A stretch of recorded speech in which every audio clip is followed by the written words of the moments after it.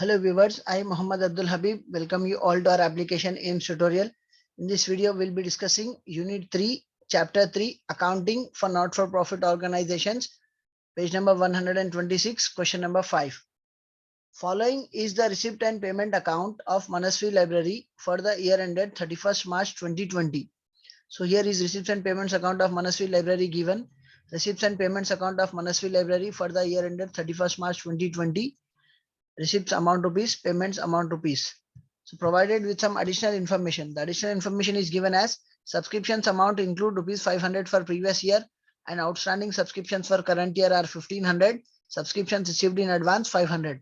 मतलब ये जो 500 सब्सक्रिप्शन है ये गुज़िश्ता साल के हैं, इसको हम क्या करेंगे माइनस करेंगे. एंड 1500 जो सब्सक्रिप्शन है outstanding subscription for current year है, इसको क्या करेंगे प्लस करेंगे. सब्सक्रिप्शन रिसीव्ड इन एडवांस 500, इसका मतलब ये नेक्स्ट ईयर के पैसे अब आगे सो है, तो ये नेक्स्ट ईयर के पैसे भी हम सब्ट्रैक्ट करेंगे. Next we have an adjustment on capitalize half of the entrance fees. So here entrance fees amount is given as 3500. इसको आधा अमाउंट कैपिटल नेचर का है, कैपिटलाइज करना है, मतलब it should be added to capital in balance sheet. So as of now we are not preparing balance sheet.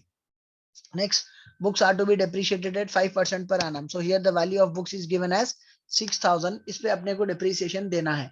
और अपना problem कब खत्म हो रहा, 2020 में खत्म हो रहा, मतलब शुरू कब हुआ 2019 में. So our current year is 2019 to 2020.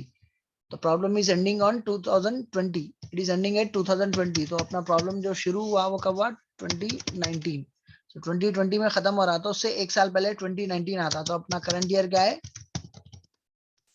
2019-2020. So now we'll be preparing income and expenditure account, for which the heading will be income and expenditure account of Manasvi Library. So here is our solution: income and expenditure account of Manasvi Library for the year ended 31st March 2020. While writing the heading, income will be coming first, expenditure will be coming later. But while preparing the format, expenditure will be coming first, followed by income. So the format is expenditure amount rupees, income amount rupees. Towards extreme left will be writing DR debit, towards extreme right will be writing CR credit. So in income and expenditure account, while preparing receipts and payments account, we have opening balance as well as closing balance. But while preparing income and expenditure account, we neither record opening balance nor we record closing balance. तो अपने को ये to balance brought down जो है वो solution में नहीं लिखेंगे और ना ये by balance carry down solution में लिखेंगे. Next we have to entrance fees. So whatever is given as receipt, it will be converted as income in solution, and whatever is given as payments, it will be converted as expenditure in solution. So अब यहाँ पे receipts में अपने को क्या दिया हुआ है ओपनिंग बैलेंस, ये तो रिकॉर्ड नहीं करते. नेक्स्ट क्या दिया हुआ है entrance fees which is given as 3500. अब हम इसको सॉल्यूशन में बाई एंट्रेंस फीस लिखेंगे, बट इसका अमाउंट 1750 लिखे. क्यों लिखे, क्वेश्चन में अपने को क्या बोला, capitalize half of the entrance fees बोला. आधा अमाउंट कैपिटल नेचर का है, जो कैपिटल फंड को ऐड करेंगे हम, तो सिर्फ जो आधा रेवेन्यू नेचर का है वो लिखेंगे. So here it will be recorded as by entrance fees. 3500 का हाफ अमाउंट लिखेंगे जो रेवेन्यू नेचर का है. So 3500 into 1 by 2. 3000 का half 1500, 500 का half 250. 1500 plus 250 it becomes 1750. After entrance fees we have subscriptions 18,500. So two subscriptions 18,500 given in the question will be converted as by subscriptions on income side as solution. By subscriptions 18,500. अब इस पे adjustments क्या है, subscriptions amount include 500 for previous year. So income and expenditure account में हम क्या करना, previous year का amount minus करना. So this will be subtracted. Minus previous year amount 500. So 18,500 minus 500 it becomes 18,000. फिर इसके बाद क्या है, and outstanding subscriptions for current year 1500. Outstanding amount should be added. So 1500 will be added. 18,000 plus 1500 it becomes 19,500. फिर इसके बाद क्या है, subscriptions received in advance 500. मतलब ये next year का पैसा है. next year का amount क्या करेंगे आप, even it will be subtracted. So minus received in advance 500. So 19,500 minus 500 it becomes 19,000. Then after subscriptions we have rent of lecture hall 2,500. So Manasvi library वाले अपना lecture hall rent पे दिए, तो इस पे जो इनकम आएंगी वो रेवेन्यू नेचर की रहेंगी, हमेशा आने वाली रहेंगी. So revenue nature item will be recorded as income. So this will be shown on income side as by rent of lecture hall 2,500 rupees. Next we have interest on investments 950 rupees. Even it is of revenue nature, this will be recorded as income as by interest on investments 950 rupees. Now we have completed all the items which were given as receipts. Now let us have a look of items which are given as payments. So here it is given as by salary 6,800. So ये हमेशा पे करने का खर्चा रहता है. It is of revenue nature. This will be shown as expenditure on expenditure side as 2 salaries 6,800. Then after salaries we have by rent 5250. किराया ये भी हर बार देने का खर्चा रहता. It is of revenue nature, so this will be shown as expenditure on expenditure side as to rent 5250. After rent we have investments 3550. Investment हम एक ही बार करते. It is of capital nature, hence it will not be recorded in expenditure side. Next we have postage. Postage ये बार बार करते हैं तो हम इसको लिखेंगे expenditure में to postage 1250. To postage 1250. After postage we have electric charges 730.